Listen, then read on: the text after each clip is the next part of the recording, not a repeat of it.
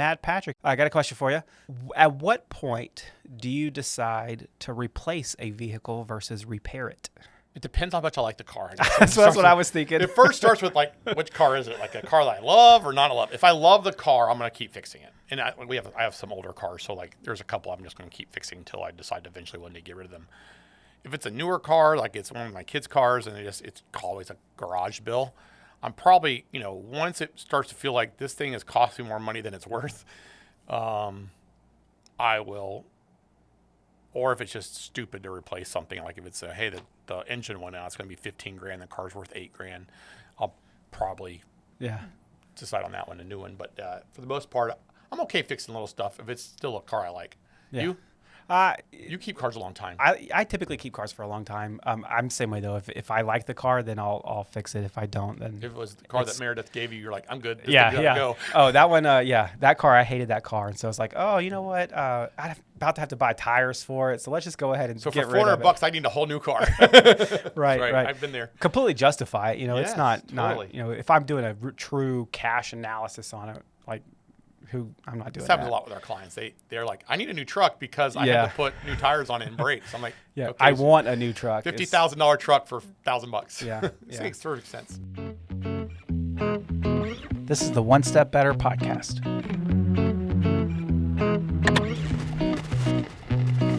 Helping small businesses make wins each and every week.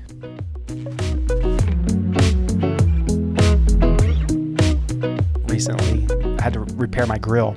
So I was going to be a good husband, a good father, like a good adult.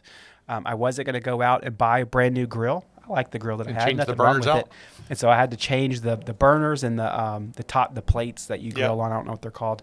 And it was grills. But it was so I found them online at Lowe's, and so I ordered them and I went to pick them up, and they changed the stuff. So like my old grill, it only had 3 plates, and they were however big they were, and you place them side by side.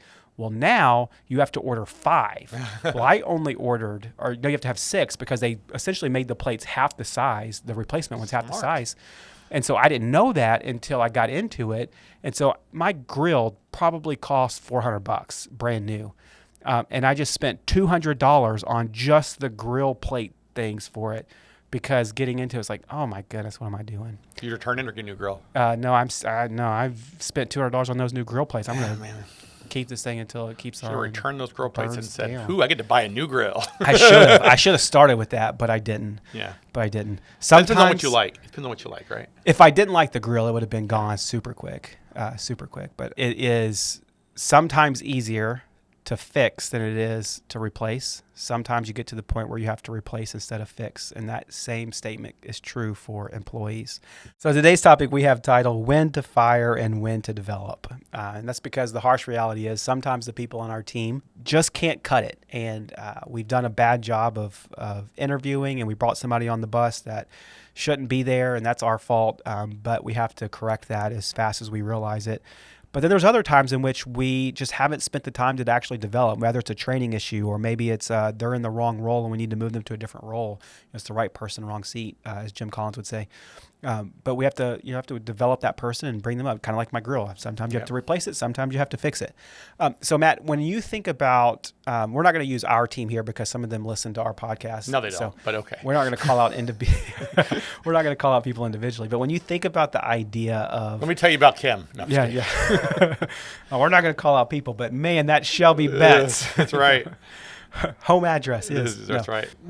How do you go through the process of thinking about, man, this is a person that I just need to invest more in? I really think about some past employees when this topic comes up. I did not set them up for success, either by putting too much on them too fast and they weren't able to handle the workload yet. We weren't patient enough with them. We didn't really spend time on the developmental phase as long as we should, and they got over their skis, and at that point it was almost unfixable.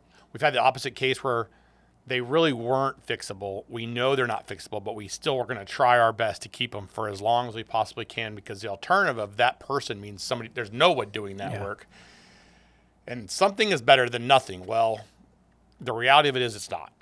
And I've been on both sides of that with employees where we've not made a wise decision to let them go as soon as we should have, with the intent of, well, maybe we didn't coach them well enough, or maybe we should have tried this other approach or whatever.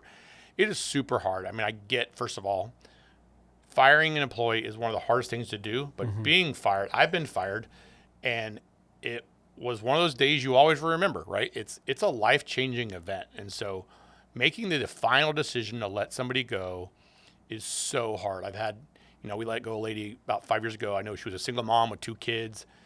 We tried to correct behavior. It wasn't changing. And I'm like, I have got to go let this lady go. And I know she's a single mom with 2 kids. I hope she gets a job really fast. And you try to make it as fair for them on the exit as possible. And you want to be fair and loving and kind and empathetic of the situation. But you're like, I need this role to be something different, and you're not performing your duties.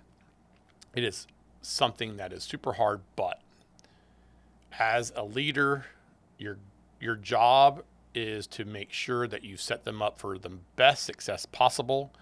If they have the right skill set and the right attitude and they're living your values, you've made the right decision to bring them on the team. There's probably a developmental problem. If you didn't see the right characteristics or didn't find out the characteristics they got in the door, the moment you realize they're deal killers, you got to make a very hard decision that has to be made for the benefit of the team. It's so hard, though. How do you identify whether or not an employee has the potential to be developed? Kind of like the coachability factor. Are they willing to listen to suggestion? Are they willing to try new things? Do they have a thirst for their own desire to learn? Are they willing to go figure it out on their own if they feel like they're inefficient? Are they willing to raise their hand when they don't know something, or it's not clear, or we didn't coach well enough on it? Like, I need them to be proactive in getting better. If they are proactive in getting better, I feel like they have room. If they're not proactive, or if they're just happy with the way things are, that's when I know it's a big indicator for me. I want somebody with the thirst to learn more and get better every day. And if they're not, that's probably a good indication they're not a great fit for my team. So with that, then, like, how do you go about identifying, all right, Mike was having a bad day, or maybe it's a bad month, versus, hey, you know what, Mike is a donkey and he needs to get kicked off of this team? I think some of that is course correction, right? You're going to have a very candid conversation with them, like, hey, what's going on? Is there something in your life I don't know about? I want to get to know that person and know what's going on. And I probably will have a tendency to make excuses for them. Like, I get this one was a little challenging, or they didn't do this, but they've done this on the other ones. I'm probably more, I'll make the excuses for them, and I shouldn't do that. I want to see that they recognize it's a problem and they're all in and fixing it. And that's usually done with a conversation. And we've done that, some course corrections, just like, hey, it's time for you. You've hit the guardrails a little bit here. Before you go off in the ditch, we need to talk, because you're not performing at the standards I think you believe you should perform, and you're definitely not performing the standards that I believe you should be performing in. And that's just something you have to correct right away and address it. So what does that look like? And if you've identified, hey, you know what, I have a person that's not meeting standards or not performing up to their capabilities or what I need them to do, what does that conversation look like? How frequent is it? How quick do you pull them in? What does that look like? I mean, we generally would start with, all right, I want to get them in a room, and it could be either a one-on-one conversation or, me and another person, their leader perhaps at this point. But, it really starts with the conversation for me as they're going, hey, what's going on? Because, like, you've generally performed, you're progressing great, and all of a sudden you've kind of hit a roadblock. Tell me what's going on. I want to be as candid as possible with them. Like, hey, this isn't the quality of work I would expect of you, and this is not the track record you showed me up to this date. That's something that's different. Now, this person's been here 6 months. They've never progressed to that point. They're really always been behind the curve. It's hey, here's our expectation. It's very blunt. It's black and white. Here's the expectation, and here's where you are. What do you think we need to do to get you from here to there? Because this is what's going to be critical for you to be employed here. I mean, I need you to succeed in this role. I want you to succeed in this role. This is the gap that I'm seeing, though. And self-awareness is there. A lot of times the employee already feels that. Sometimes they're like, I'm never going to get there. And I've had them, I'm like, I'm never going to get, I can't do this. Okay, then I have a hard decision to make, like, okay, am I willing to live with this standard that you're performing at, or I need to go find a replacement? And, if they are a parent and they say it like that, it pretty much means that it's time to have a replacement. If they don't believe they can get there, I can't make them believe. Hey there, JD here with Matt Heyo! to tell you about our new podcast, The Restaurant Grind. We love hearing the grit and grind stories behind restaurants. So each week we'll be interviewing some great owners and restaurateurs to hear about their journeys and the problems they still have on their plate today. We're talking to people who started as dishwashers or engineers, not even in the restaurant industry, but now are running thriving businesses. Sponsored by the Memphis Restaurant Association. The Restaurant Grind is available on Apple Podcasts, Spotify, and YouTube. And you can join us each and every week to be inspired by these awesome industry stories. Only on The Restaurant Grind. It's all about the grit.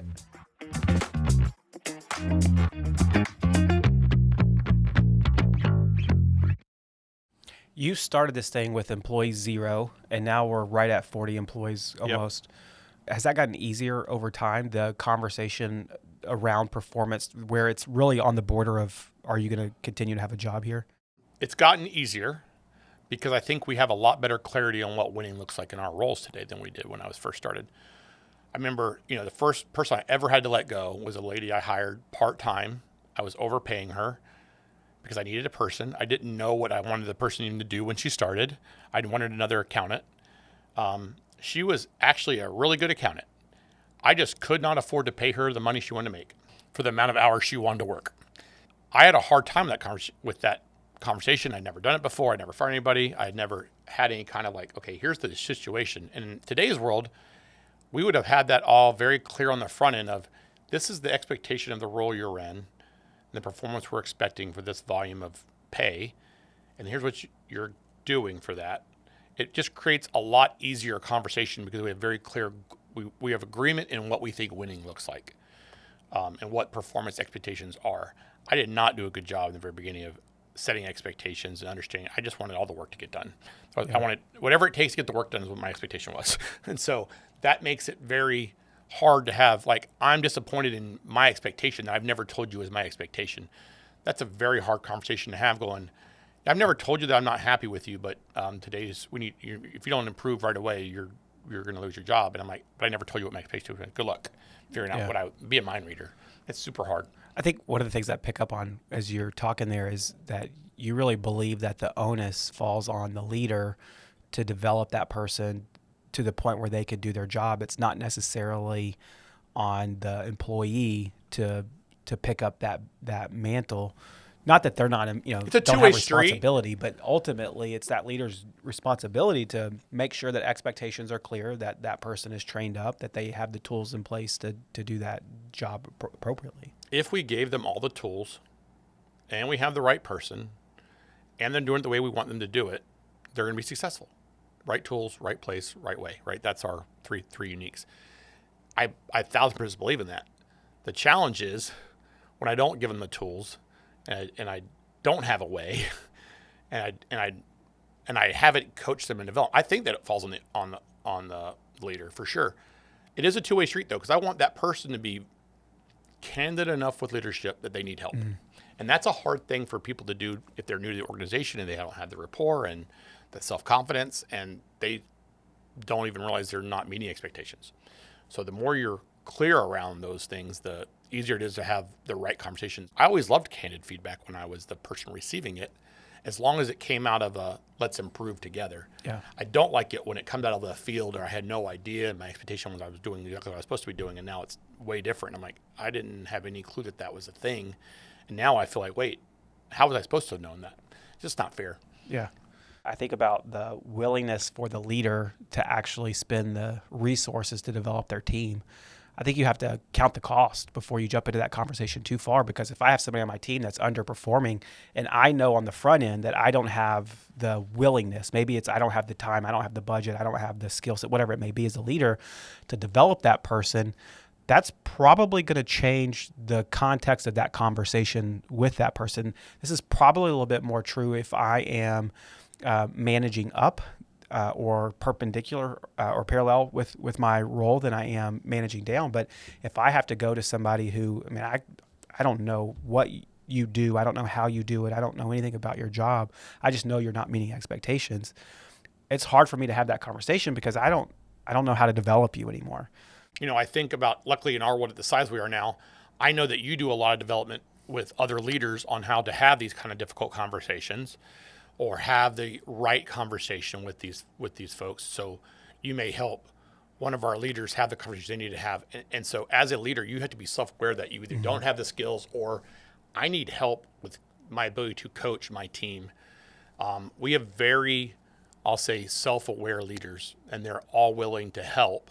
They're also willing to ask for help. And I think that's critical in the true success of your whole team. I think it goes upwards too, though. The staff we want our staff to have that same self-awareness. Like, I really don't understand what you're trying to tell me, and I need some help. And I have to be comfortable enough to say that. I love that feedback from my team whenever they raise their hand and they say, look, I don't get this at all. I don't understand it.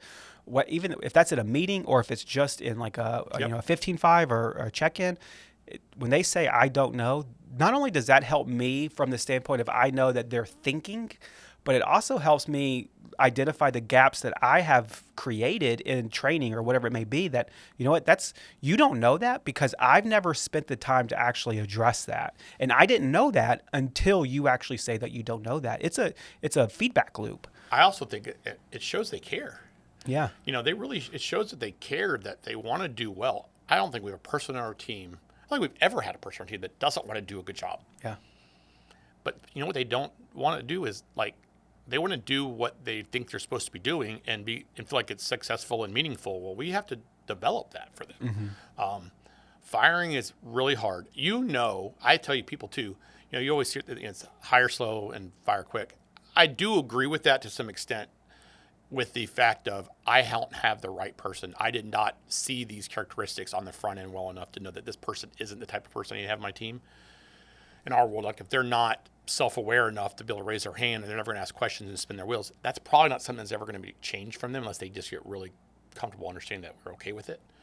You have to pull the Band-Aid off and do the hard thing. But if they're all in and want to get better, I like trying to develop them, make them better. Yeah, I'll run alongside you as fast as you want to run. But correct. If you're just going to sit at the start, watch me run. I don't want to run. Yeah, I can't do it. I think it's also important to maybe triage a little bit whenever you do have those situations where it does turn into a firing. You have to ask yourself of how do we let that person in the building? I know there's been a couple of occasions in which we brought people in, some that we've identified, hey, there was a big issue that for whatever reason got overlooked pretty quickly. I can think of one person that, they were here for like a week and we terminated them. And it's hard sometimes to then look backwards and say, man, I was involved in that process. I met with them in the interviewing, and what did I miss? Yep. How was I being too hopeful, or was I not being sincere? What exactly happened to let that person in the door? Yeah, my biggest flaw in hiring over a history of time is overly optimistic that they're going to fix whatever I have currently broken. I've gotten to the point where I'm either hiring because I have to, and I didn't think ahead of it enough.